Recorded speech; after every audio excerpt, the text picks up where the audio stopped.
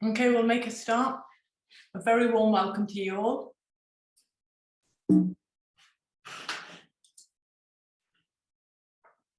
My name is Asima Iqbal and I am part of the team here at Bilsey Primary School, and I'm also the Assistant Director at Bilsey Research School. And it's our earliest team today that will be guiding you through tonight's webinar. We'll also be recording it, so I know there's lots of you have signed up and we'll send the recording through. We've got this picture up of the world because there's 500 of you joining from all over the world for our first session in our series of early years webinars. And it truly is a testament of the early years profession to see so many of you joining today. Early years professionals are known to be proactive in their professional development and are famous for their networking ability. And just from a personal point of view, as a fellow early years professional, it's so heartening to see so many of you so enthusiastic about your CPD. So welcome once again to everyone, including our Instagram followers. And I really do hope that this webinar is just the beginning of our relationship moving forward.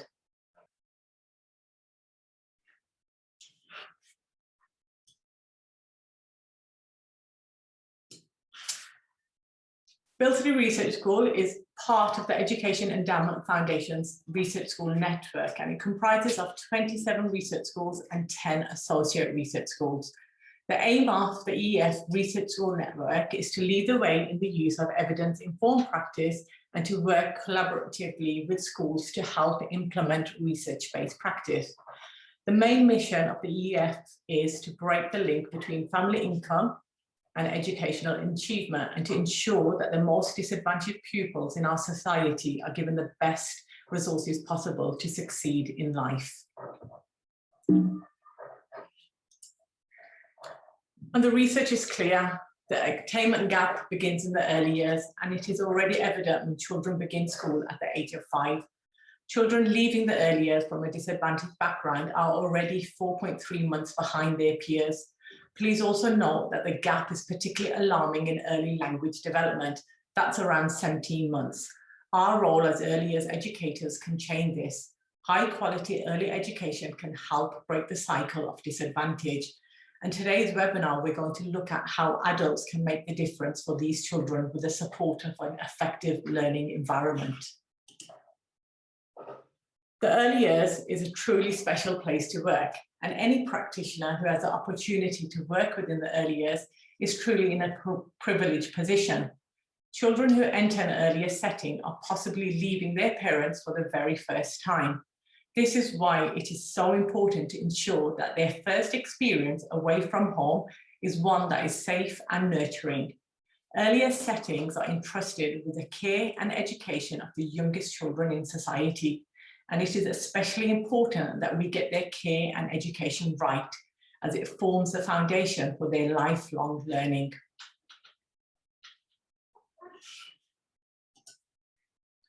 The complexity of the early years determines that there isn't, as such, a blueprint to suggest to practitioners what pedagogical choices you should make, the right way to structure your day, the ratio of adult to child activities, or even what your learning environment should look like.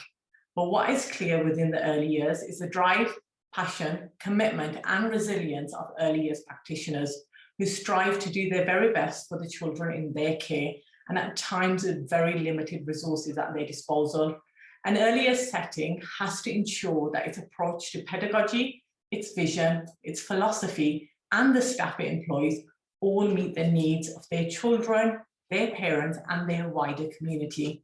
As we know, especially during this period, schools in many earlier settings aren't just providing an education for the youngest children in their care, but also providing wraparound support for children and families. The adult is the most important and most expensive resource in early years, and it's essential that the adult is utilised effectively. It's what you do as the adult within your setting that's going to make the biggest difference to these children. And Rose and Rogers, in their book, The Role of the Adult in Earlier Settings, introduced the concept of the plural practitioner, the 7 selves, and that the role of the adult in early years is complex and demands many different responsibilities. And it is effective adult facilitation that enables children to develop and excel in the early years. Children solely partaking in independent learning won't accomplish all that they need to at the end of early years. An effective earlier setting should have ample opportunities for deliberate teaching and spontaneous learning. This was also found to be the case in the Effective Provision of Preschool Education Project report, which found that the best earlier settings offered a mixture of free play, adult-guided, playful learning, and direct teaching.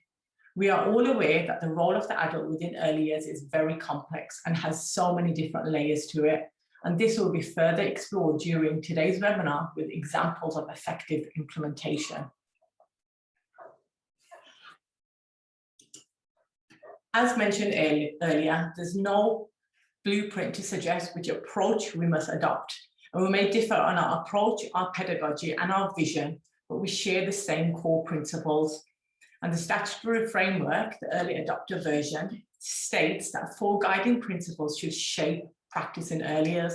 They are that every child is unique, children learn and develop at different rates, children learn to be strong and independent through positive relationships, and children learn and develop well in enabling environments with teaching and support from adults.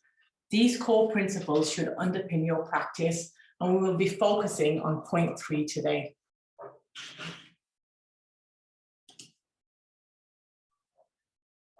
As educators, we are the only profession where parents and carers physically hand over their children in our care and leave them, and it's vital that we do the best job possible. This also involves ensuring that children feel relaxed and comfortable and at ease within the environment that they have been placed in. We know full well that as adults, if we're not comfortable within a certain environment, it will have an impact on our state of mind and productivity. And this is just as important for young children who may already be feeling nervous or anxious as they are no longer with a family member or in a familiar place. The way you choose to set up your environment can have an impact on the children in your class. The Holistic Evidence and Design Project, which was funded by the Engineering and Physical Science Research Council, concluded that evidence has been found that well-designed primary schools boost children's academic performance in reading, writing, and maths. This project was conducted in 123 classrooms across 27 primary schools, and there was 3 main areas of focus: looking at the quality of air, light, and sound, looking at the ownership and flexibility aspect of an environment, and looking at the complexity and colour of an environment. This report stated that there is clear evidence that the physical characteristics of primary schools do impact on children's learning and progress.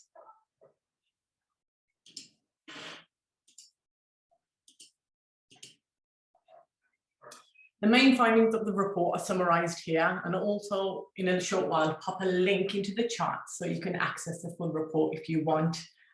When you're reflecting and looking at your environment and think about adaptations that you should make, it's really important that you get your whole team's view and reflect on the environment and have those professional discussions.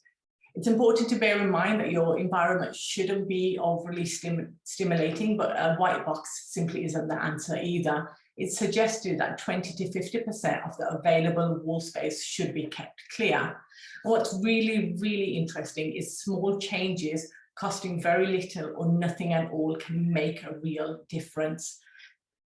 So many earlier settings set up their environment at the beginning of the year, and then that's it for the rest of the year. It's really important to bear in mind that children coming in who are used to the role play area being in a certain position in their classroom, the writing table here and construction here, if those children are used to that structure and routine day in, day out, over time, it won't interest them. And in order to maintain children's level of engagement, it's really important that you're constantly reviewing and adapting your learning environment.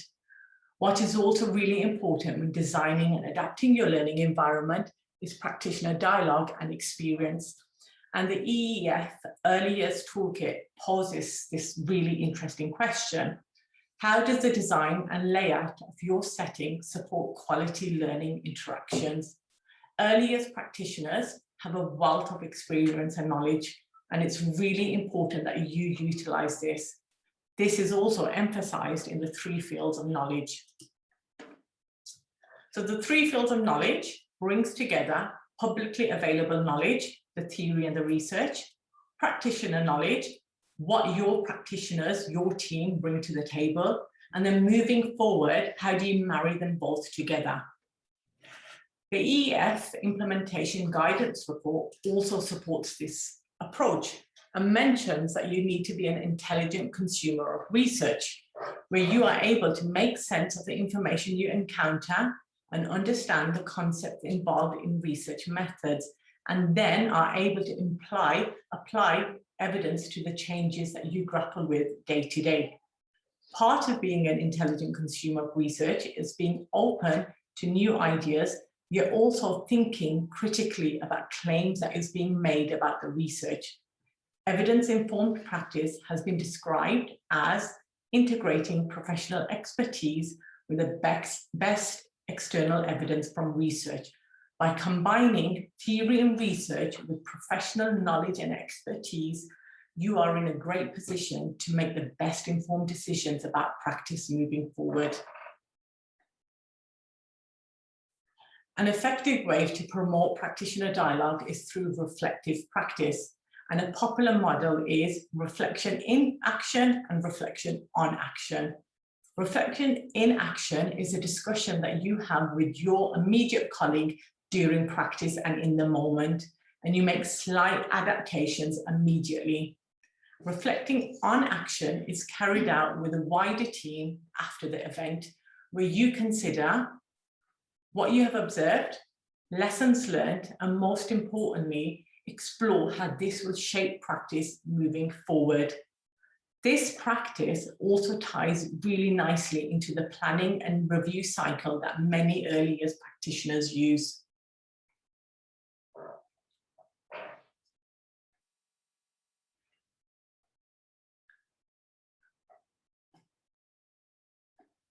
When exploring how to set up your classroom, it is really important to bear in mind the impact that this will have on the adult supporting learning interaction. So that question that the EEF Early Years Toolkit poses about the design and layout and how it supports quality learning interactions. A highly effective and stimulating environment will only enhance quality learning interactions, and it is these interactions that have an impact on learning and outcomes. A highly effective learning environment will make the role of the facilitating adult much easier. It will support children in developing positive learning behaviours, and it allows them to engage with their environment in a purposeful manner, but also, most importantly, allows for the facilitating adult to scaffold, support, challenge, and question accordingly. All these skills, if deployed properly, are the backbone of early language development and self-regulated learners. If a learning environment and the quality of learning opportunities aren't highly effective, the role of the facilitating adult in supporting, scaffolding, questioning, and challenging becomes much more difficult. Not impossible, but much more difficult. A quality learning environment with carefully planned outcomes will enhance learning interactions and have an impact on holistic child development. An effective learning environment will also support the adult to optimize all teaching moments that may arise, including opportunities for sustained shared thinking. This webinar will explore the role of the adult and how an effective learning environment can support the quality of early communication and mathematical development. I'll now hand you over to Liz and Hannah, who will further explore the role of the adult and the early mathematics guidance report from the EEF.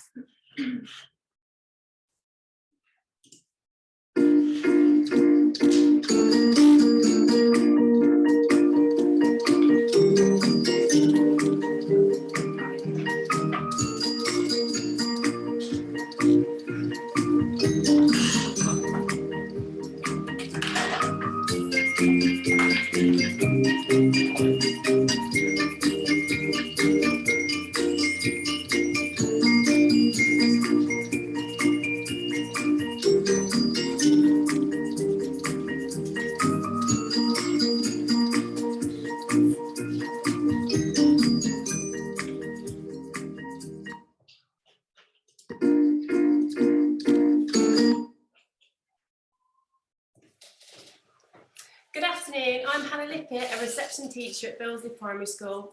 Next to me is Liz Payne, a nursery teacher at Billesley. We are going to discuss the role of the adults in early years. All adults play a vital role in promoting play and supporting the development of children's learning.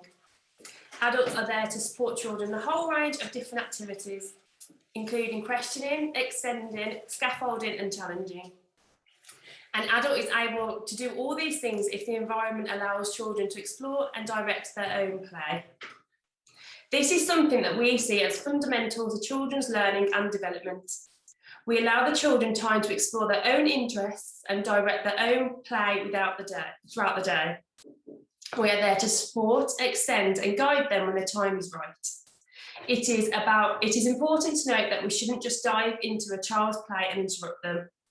It is about practitioners standing back, observing and finding the right time to enter the child's play. Otherwise, you might actually be doing the opposite and hindering the learning taking place. When we do this, we are able to get a better understanding of their ability and also their own individual goals. All children will have their own goals that they set out to achieve, and we are there to support the fulfilment of those goals. This is what we describe as the learning process. It is important to bear in mind that the knowledge and skills learned during the process are vital to a child's learning journey.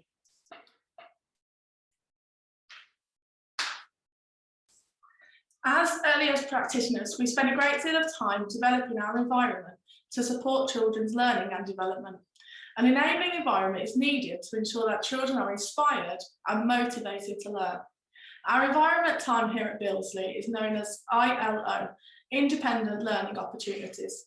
During this time, our children move into the indoor and outdoor environment and begin to explore the provision. It is at this time that the real learning takes place, so we must ensure that we get it right. We use this as a time to not only support children's learning, but also to stand back and really look at the environment. We ask ourselves, is it really working? Are the children engaged? Are they motivated to learn? And are the children making progress? From there, we use this knowledge to support our reflective practice meetings. Reflective practice is a time where practitioners gather together and reflect upon the day. When reflection has taken place, we will begin to make adaptations to our environment to further enhance or consolidate children's learning, and also ensure that the needs of all children are met by looking at the next steps in children's learning. As you can see here, we have a completed reflective practice sheet filled in. This is where we have looked and addressed the following questions. Is the environment working? How will the provision move the children's learning on? How can I ensure that I'm meeting the children's next steps? How can I address any gaps in learning and any misconceptions? And what will my role be within the environment? These are all questions that we ask ourselves on a daily basis to ensure that we are meeting the needs of all our children. For example, within literacy, our more able children in reception were targeted with the use of lined paper, whereas the less able children were encouraged to use puppets, to role play and to retell stories. We aim to provide the necessary resources and opportunities that match the children's age and stage of development. Reflective practice sessions really support our staff in analysing practice and enable them to make the necessary changes to move the learning on. Our environment is always changing and adapting to ensure it maintains children's level of engagement and involvement.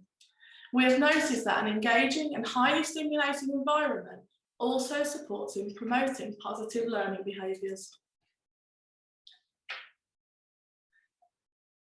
Here at Billesley, we are always engaging in high quality interactions, and these interactions are crucial for children's language development. We aim for a language-rich environment, and this includes an environment that encourages talk, but also opportunities to partake in high quality conversations between the adult and the child. When high quality interactions are taking place, you will see an adult always getting down to a child's level. They do this in order to maintain eye contact.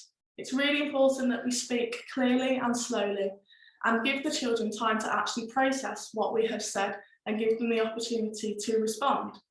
We also repeat key phrases if necessary and also simplify. So if a child's not understanding, we can simplify the questions or what we've said.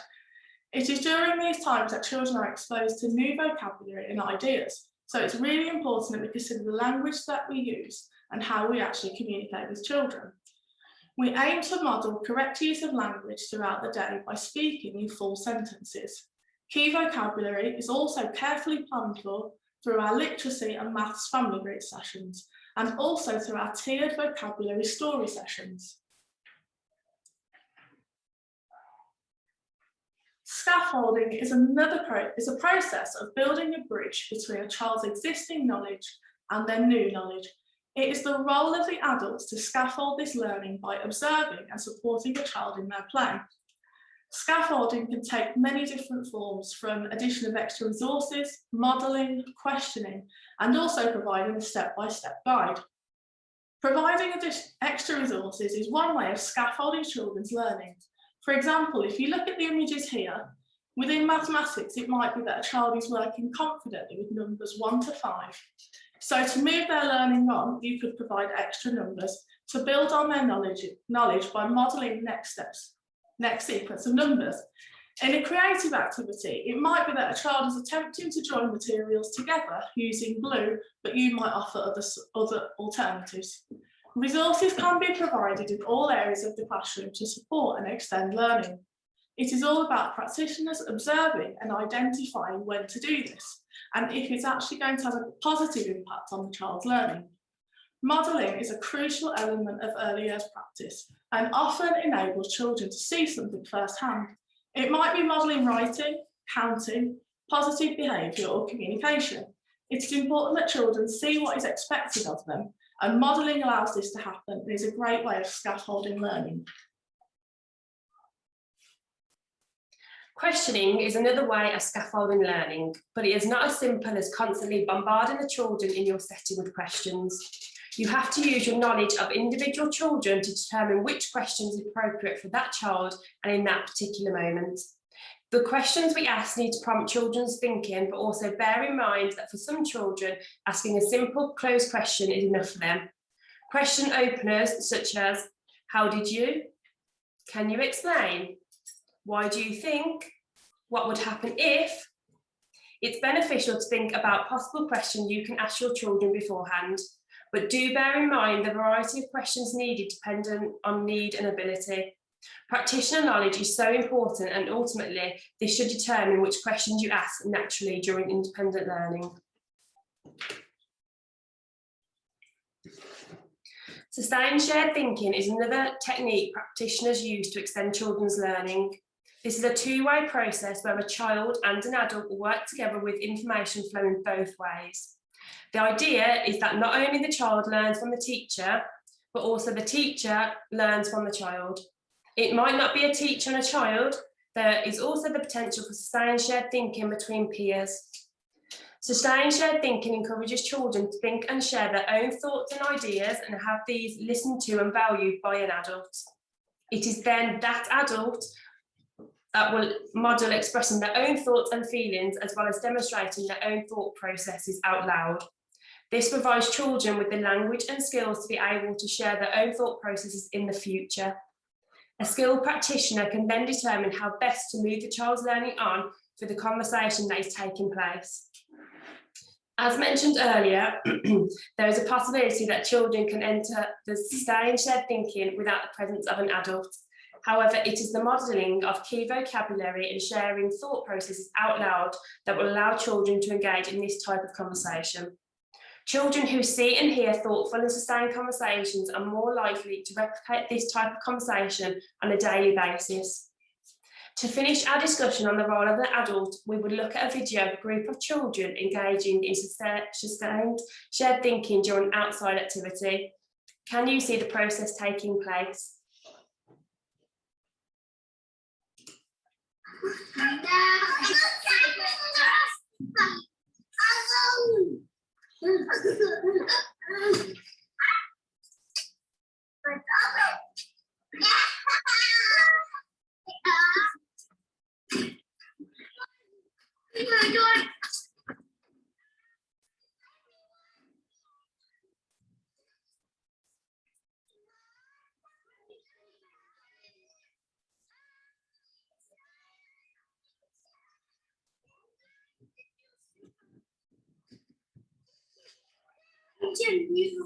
Imogen, 1, 2, 3 together.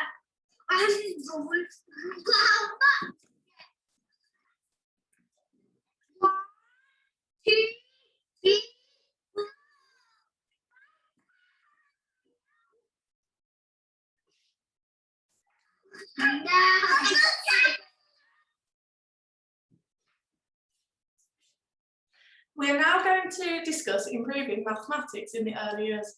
Early mathematical development is fundamental to laying the foundation for learners and vital for their academic success. The report states that early mathematical development enables children to acquire a range of skills, conceptual understanding and factual knowledge. It also enables them to develop a range of skills, not solely limited to mathematics, but also for use in everyday life situations. Today, we'll be focusing on recommendation number 2 of the Early Mathematical Development Report. This recommendation can be unpicked and explored in greater detail, and that is exactly what we're going to do today. We will explore the different aspects of this recommendation and provide you with an insight into mathematical development at Bilsey Primary School, particularly within our early years environment. The environment in itself is another teacher. However, the environment needs to be what we call an enabling environment. This is an environment that is rich and varied in resources, as well as a safe and secure place for children to learn and explore. An enabling environment allows children to play, explore, question, wonder, problem solve, reason, and so much more. It can help to contribute significantly to a child's learning and development. It is crucial that as practitioners we put as much effort and time into the environment as we do planning and structuring the week's learning. If our environments are unengaging, uninspiring and under-resourced, how can we expect our children to reach their full potential of those high levels of engagement? And to put it simply, we can't. If what we provide for our children doesn't interest, engage or motivate them to learn and explore, then we are restricting their potential. When we talk about the learning environment, we are talking about both the indoor and outdoor learning environment, as both are equally as important when it comes to a child's learning and development. Now we have all heard of the phrase, maths is everywhere, but how many educational settings have a specific maths area set up with little opportunities elsewhere? If maths is truly everywhere, then we need to display that to our children and not restrict them to the maths table, where it is more than likely that the learning is pre-planned with a set of desired learning outcomes. This is not how our youngest children learn, so we need our environments to reflect this. Take some time now to reflect upon maths in your setting. What does maths look like? How does your environment support mathematical development? The opportunities we provide for our children need to be relevant, and when I say relevant, I mean relevant in their life experiences, knowledge and understanding. That is why we look to offer our children a wide range of mathematical experiences throughout the week that are designed to allow them the opportunity to explore authentic, real-life resources. When we talk about real-life resources, things such as measuring tapes, weighing scales, real money and other objects that the children will experience in their everyday life. It allows the children the first-hand experience a range of mathematical concepts, as well as learn to use a range of new and interesting tools and equipment. An enabling maths environment encourages children to explore a range of mathematical concepts and skills. And to do this, we need to provide the children with the means to do this. As mentioned earlier, a set maths area might be one aspect of provision, but it will not provide our children with enough to develop those early maths skills. Research conducted by the MDPI in 2018 found that although a standalone maths area would probably constitute children's mathematical development, they are insufficient by themselves. So what else can we do to ensure our environment is an enabling one? The EEF recommend that maths is evident across all areas of the curriculum, throughout the environment and even embedded in our daily routines. We aim to provide our children with a curriculum that inspires and motivates them to learn. And that is why, as we mentioned earlier, we spend a great deal of time completing our reflective practice. We have to remember that no cohort is the same, and that is really crucial to remember when planning your curriculum and your environment. It's important to take into account the needs, interests and experience of the children in your class in order to plan a curriculum that is relevant to them. Once you know your children, and I mean really know them, it is only then that you can begin to cater for their learning and development. We used the phrase earlier of maths is everywhere, so it is important that our curriculum and our environment reflect this. To begin with, we'd like to just take a moment just to look at the photo here of the children exploring the post office role play. We can see that the children have access to some quite simple everyday resources, things such as weighing scales, telephones, real money. A great deal of time was spent weighing the parcels, using size and weight vocabulary, telephones and real money, and paying for goods and engaging in mathematical conversations, all because of the resources provided. Those resources are familiar to the children and can be used effectively without support. This highlights the importance of selecting appropriate resources. It's important to remember that less is often more. And although the role play could have been filled with even more resources, the ones chosen were carefully considered and thought to have the greatest impact on children's mathematical development. Now, we'd just like to take a minute and think of the role play area currently within your setting. What mathematical opportunities are available? Is it enabling mathematical development? What could you add or change to enhance the area further? Now, role play is such an important part of an early years environment and one that lends itself quite naturally to mathematical development. If we think about those popular role play themes such as home corner, cafe, shop and others alike, all of those have the power to unlock children's mathematical potential. Now, what about other areas of curriculum? Construction is another area where mathematical concepts, knowledge, skills and vocabulary can be explored quite naturally. However, there are additional ways to further enhance mathematics in this area. Let's think about what else a well-resourced construction area allows children to do in relation to mathematics.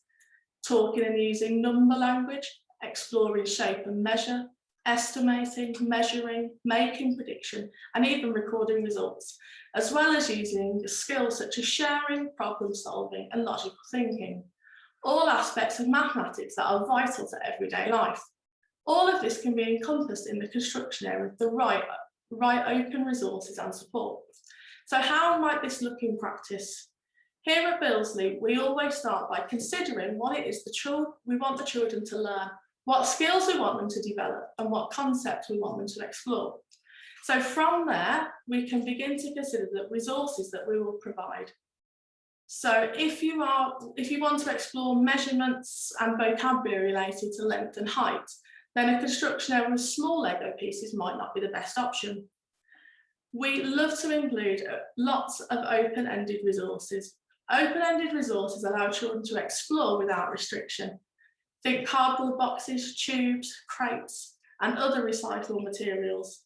These resources allow children to explore in their own ways, and as mathematical learning is not linear, children are able to cover so many more mathematical concepts when using open-ended resources. Enhancements are another way to develop a construction area and mathematical development. Things such as measuring tapes, rulers, sand timers are just a few objects that could be added and used in a range of different ways.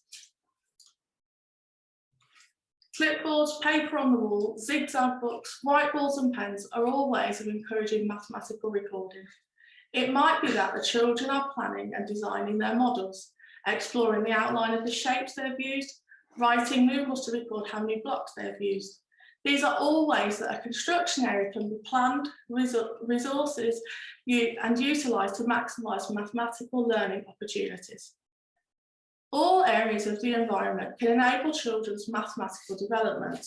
Water and sun provision allow for natural mathematical exploration, particularly when resourced with interesting, authentic and open-ended resources. Art is another area that can cover so many mathematical concepts, including shape, symmetry, geometric shapes and patterns. One that springs to mind is Kandinsky's circles, which could easily be adapted to explore not only circles but other shapes too in a creative manner. We also need to mention the outdoor environment, another crucial element of the early years curriculum. Our outdoor environment might allow for maths exploration, but does our outdoor environment offer the same? It is important to consider what the outdoor environment can offer that the indoor environment cannot. Think natural materials, seasonal changes, and large-scale resources and materials. Although this exploration might happen naturally outdoor, we need to provide the resources to allow children to dig that little bit deeper and engage in mathematical thinking on a greater level using the world around them.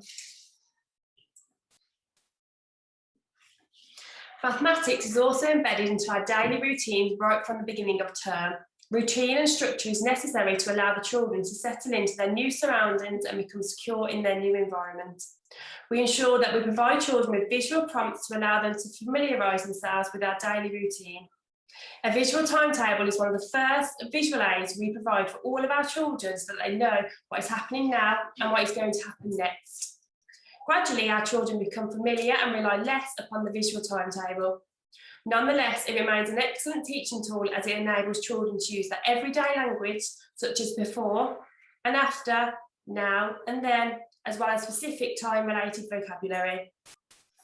Morning routines naturally allow for mathematical conversation and discussion, particularly through registration times. It might be that children self-register and you count the number of children at school or the number of children who are absent that day. It could be you count all the children in a family group and record the number, and from here naturally another child might arrive late, which allows the opportunity to discuss one more and the correct of the number recorded. We will now take a look at a nursery registration and see the exploration of a number of mathematical concepts. Whilst watching, we would like you to think about the learning that is taking place.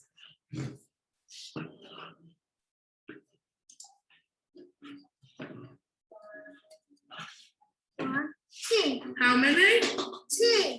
Two sad children. 3, 4, 5, 6.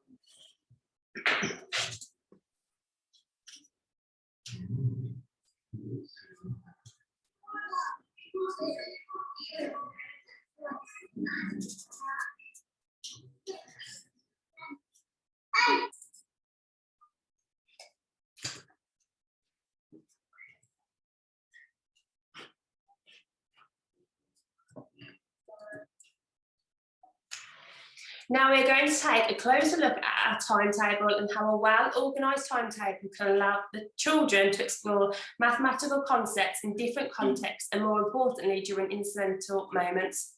Highlighted in yellow is where maths happens through our day in reception. Within literacy teaching times, there is the opportunity to use a particular story that enables not only the development of literacy skills, but also mathematical skills too. Books such as One is a Snail, 10 is a Crab, and 10 Little Dinosaurs are just a few books that enable and support mathematical development. The EEF found that using storybooks to teach mathematics can be a very effective tool. A taught math session is another element of math provision, and this directed time allows the teaching of new skills and concepts. This can look different depending on your setting. It might be whole class or small groups. However, the EEF suggests that it depends on the developmental stage of the children in your class, and that with smaller groups you can further meet the children's needs. Snack time is an important part of our daily routine and offers a range of learning experiences. Snack time allows opportunities for counting, sorting, sharing and measuring. How many children would like an apple? How many cartons of milk do we need? These are all questions that offer the children real-life learning opportunities. Snack time, if done well, can allow the children to explore a range of mathematical concepts in a safe and secure environment, without the pressure of being right or wrong. When thinking about maths opportunities, think about how you can drip feed maths into your day. As we progress through to the end of the day, there are lots of opportunities to reflect and further consolidate the mathematical learning that is taking place. As you can see from the timetable, we always finish the day with a session of reflection. This is the opportunity to further consolidate, address misconceptions and extend learning if the opportunity arises. Story time is another time of the day that we can further explore mathematics using stories, songs and puppets. The EEF further recommends the use of songs and puppets as a way of developing children's mathematical knowledge, and what better way than to engage in exploration of concepts than through the use of songs and rhymes. The EEF suggests the importance of exposing children to mathematical language, both formally and informally, as it allows practitioners to build on children's prior knowledge and introduces new terminology. These opportunities could be within a structured maths lesson or during independent learning opportunities within the environment. As previously mentioned, mathematical concepts are embedded throughout all aspects of the early years curriculum. So for practitioners, it's really important to seize the opportunity to expose children to mathematical language in all areas of the environment. We will now take the opportunity to watch the video and see how our practitioners take the opportunity to expose children to mathematical language within a construction activity.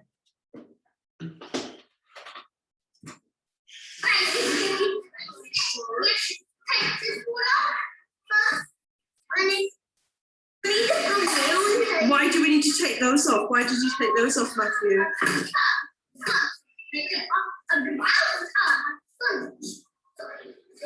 Okay. Yeah, you're right. You've got to make it strong at the bottom. Okay.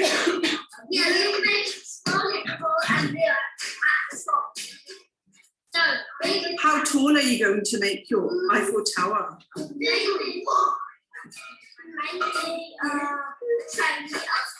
Is it going to be taller than you? What about Luena? Is it going to be taller than Luena?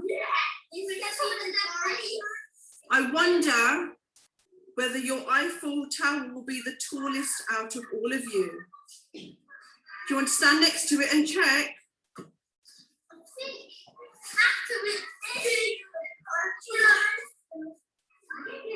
Luena, come and stand by the Eiffel Tower. Let's check who is the tallest. Luena, who do you think? Have a look at the Eiffel Tower and have a look at Matthew. Who is the tallest? Yes, you're right.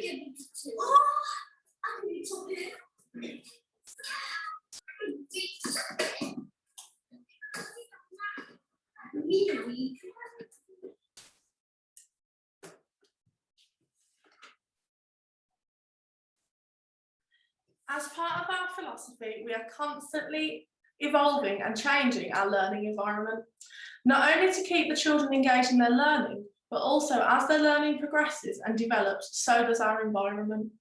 For example, at the start of nursery, there may be mathematical vocabulary spotted throughout the environment, but as the children are introduced to new terminology, we also add these into the environment. Displaying numbers throughout the environment is key from the start of their journey through school. It gives them the opportunity to be exposed to numbers that they will be using throughout their time in school, and allows for the facilitating adults to refer to them when supporting learning opportunities.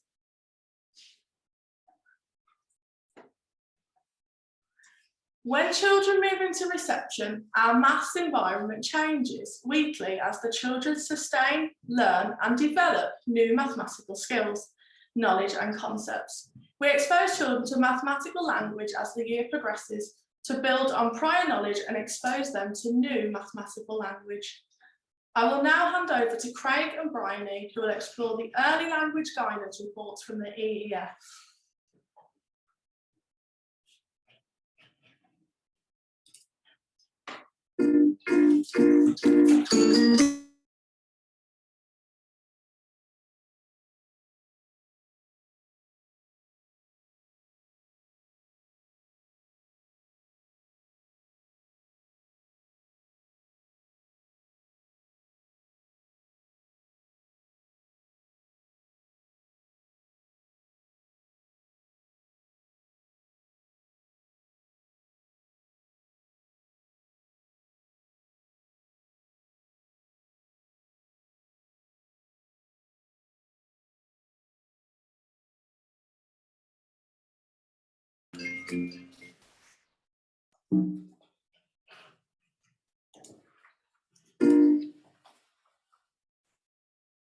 Good afternoon, I'm Craig Forty, the reception year group leader, and joining me is Bryony Maddox, the reception teacher.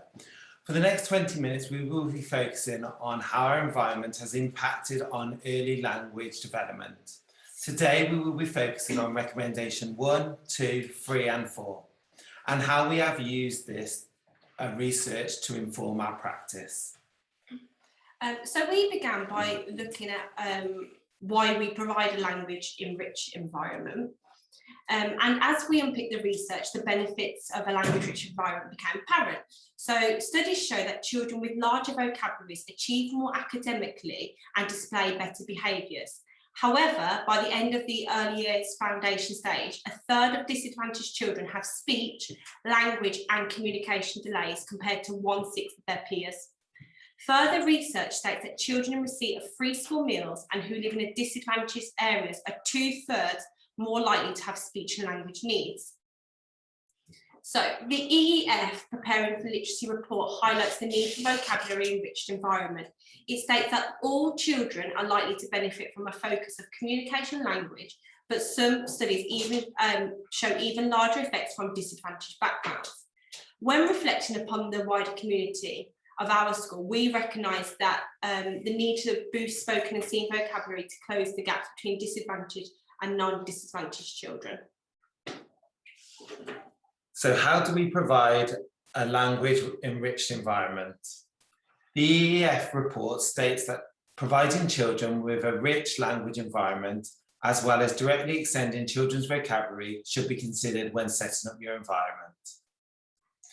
If you'd like to take a few moments just to think about how your environment supports early language and closes the vocabulary gap.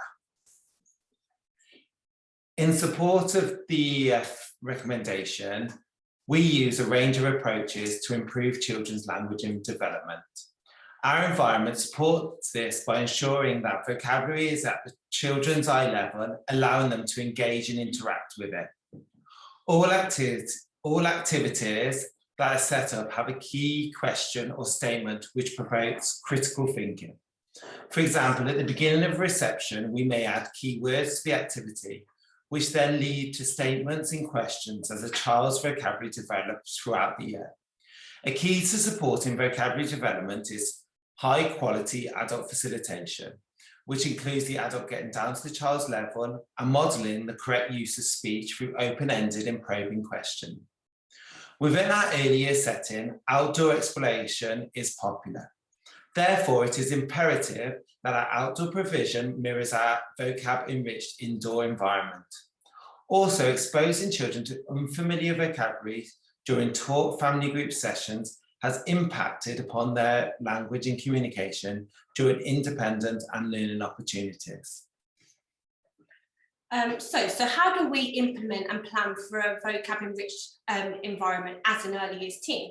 So as an early years team, we spend a lot of time thinking about ways we can provide an environment that supports the development of language skills while still keeping it fun and engaging.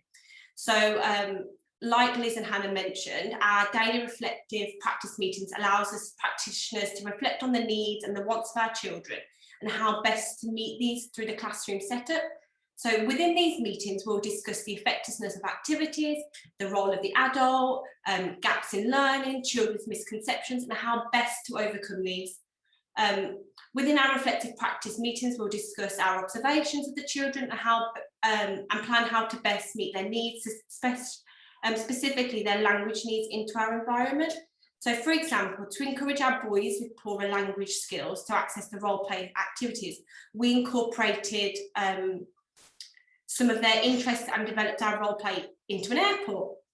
Within the airport, we displayed a variety of vocab and props which encourage more boys to talk, discuss and ask questions. During our meetings, we also discuss how we can use provocation to invoke the children's vocab. So for example, in one of our rooms, we used discarded and broken ICT equipment, which then led the children to ask each other and adult questions. The provocation gave children the opportunity to reflect and share their prior experiences with each other. So how often does your environment change? So as a unit, we are constantly looking for ways to improve and enhance the provision for our children. So we do this by changing our environment regularly to ensure the children stay engaged while still moving their learning on. giving children multiple opportunities to hear new vocabulary. So recommendation 1 states that children should be given multiple opportunities to hear and use new vocabulary. It continues to explain that adults have a vital role to play in modelling effective language and communication. The research states that a child needs to hear a new word 4 to 12 times before it is added into their own vocabulary. This is demonstrated in the following video. If you listen to how many times you can hear the facilitator use the word squeeze. It is important to note that effective adult facilitation is about talking with the child and not then allowing them to, and talking with the child and not at them, to allow them to feel comfortable and relaxed so that they can explore the new vocabulary with ease. Right then, girls, what we're going to do now is we've got our Play-Doh and we're going to squeeze it and squash it out to make our pizza. So can you do that? Can you squeeze it, Sophia? Well, then show me how you squeeze it. And you, Skylar, can you squeeze it and squash it all out? Make it nice and flat. Keep squashing it and squeezing it to make a nice round shape for our pizza. That's it, keep squashing and squeezing it. What does it feel like? Sophia? Yeah, what does it feel like? It feels squishy, it does feel squishy. So what are you doing now, Sophia? How are you making it flat? What are you doing? Squashing it down, what are you doing? Squashing it down. So we'll keep squashing it. Keep squashing it down. That's it. Make a nice big piece. Right then, girls, what we're going to do now is we've got our plate. Okay, so now looking at the recommendations, recommendation 1 continues to recognise that communication and language provides the foundations for learning and thinking. EAF states that prioritizing high quality interactions with children will help to develop their communication and language. So I'm just going to play a video. Yeah, okay. Yeah, okay, good. Okay, so what are you using, you two boys? What are you two using? You're using the bricks in different. Why are you using these? Because they won't break and they're nice and. Oh no, let's not use that one. That's just a piece of cheese. Cheese.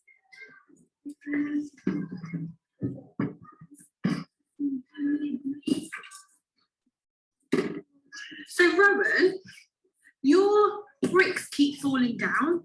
So how could we fix that problem? What could we use instead?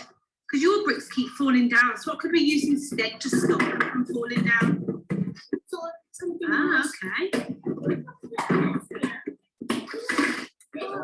These, do you think these are going to be better? Are these going to be better than these, Rowan? Why do you think?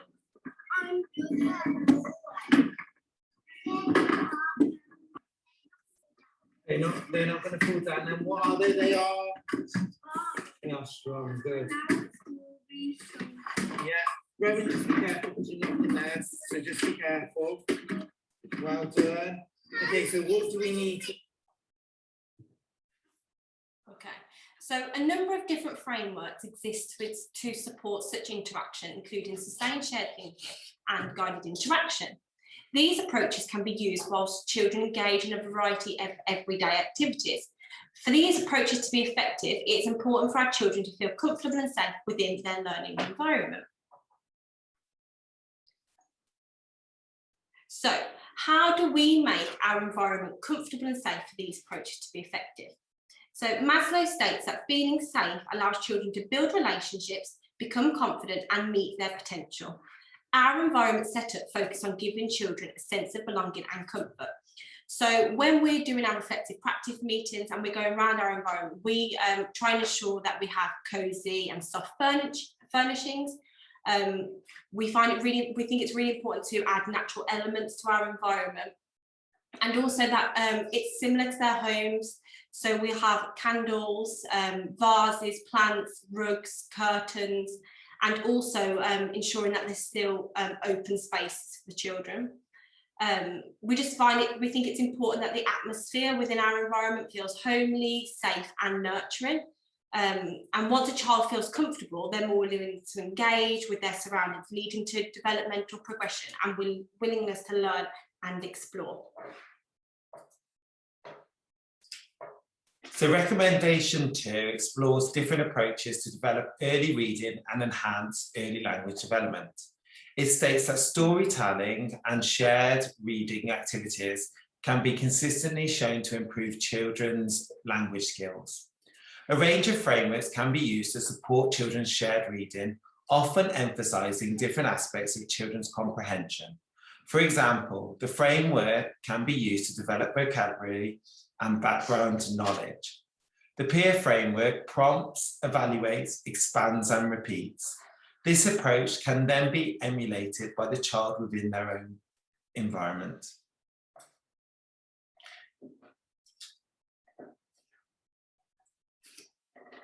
How does our environment enable this? To develop this approach, we created prominent and inspiring reading areas within our environment that children can employ their prior knowledge.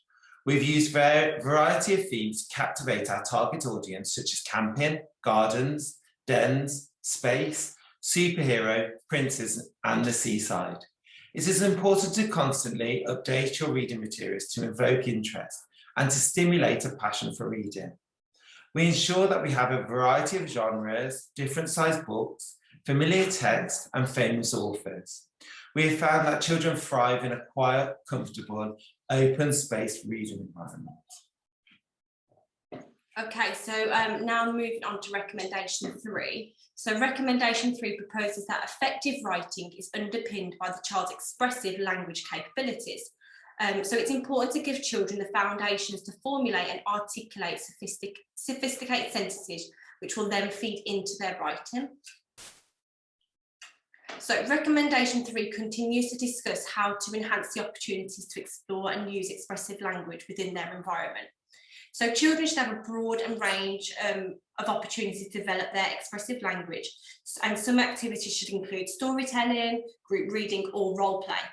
And research has shown that role play improves early language drastically. So when children are interacting together, they learn new words and expressions from those around them. So children begin to discover the most effective words to get their point across from their friends. And as they use new words, they become confident communicators and subsequently learn to listen to others. So this is a nice quote that we found. It said that Albert Einstein emphasised that logic will get you from A to Z, however, imagination will get you everywhere. And then we found that in support of this, Sigmund also highlighted the importance of role play activities to develop communication and language skills. So Sigmund explained that role play allows children the opportunity to create stories, which then will later support their creative writing. So to expose and develop expressive language, we use various role play themes to aid this. So we'll try and draw upon their prior experiences. So we've incorporated the local area into their role plays. We use unusual conversational props, and we try to be unique and creative by thinking outside the box and follow some of the children's interests. So we always try to include an element of writing within our role play areas, no matter what the role play area is. Because as stated in the EF guidance report, motivation can be enhanced by encouraging children to write for a range of purposes. So we've previously used a travel agent to write and send postcards. We've used a post office to write and send letters, a veterinary centre to write instructions about how to care for animals.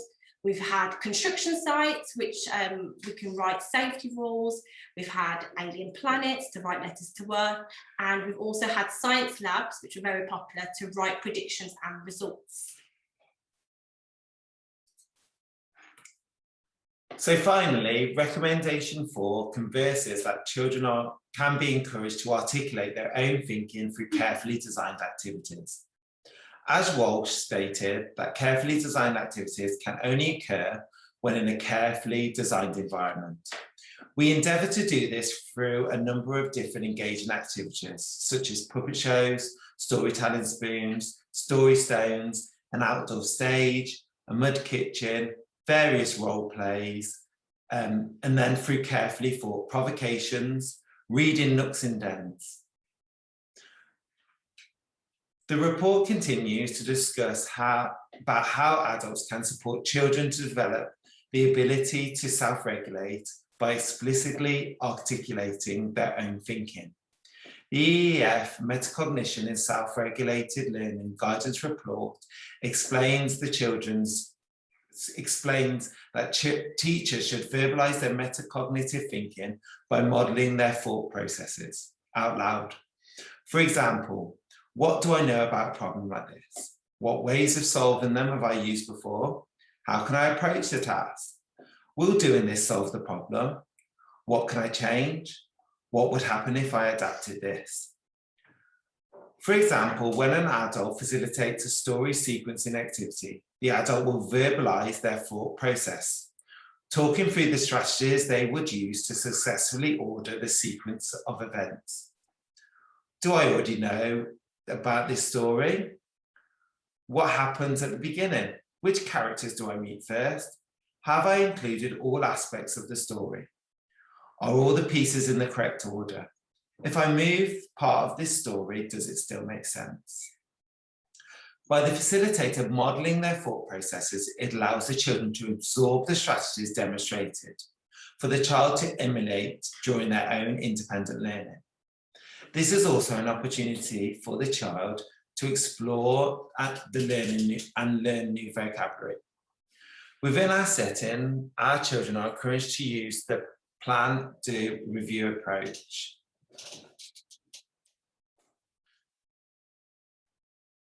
Which is recommended in the guidance report. Plan, do, review is a simple framework that can be used to promote self-regulation and language acquisition. The first step is to plan, where the facilitator should discuss with the child what they intend to achieve. The second step is do. The facilitator allows the opportunity to carry out the desired outcome. The final step is review.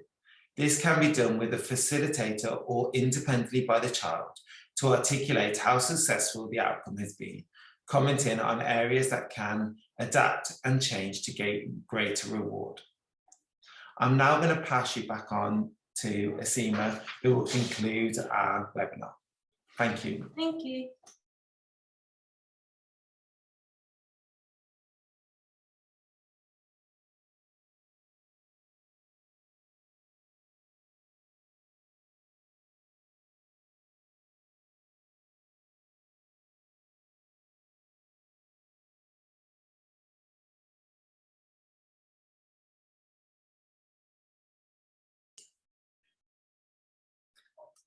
Thank you for joining us today. It's been really great sharing our practice with you.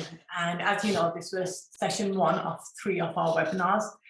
Next session is on Thursday, the 25th of March, and our Evidence Leading Education Victoria Days will be leading that session, and it's digging deeper into the Preparing for Literacy guidance report from the EEF.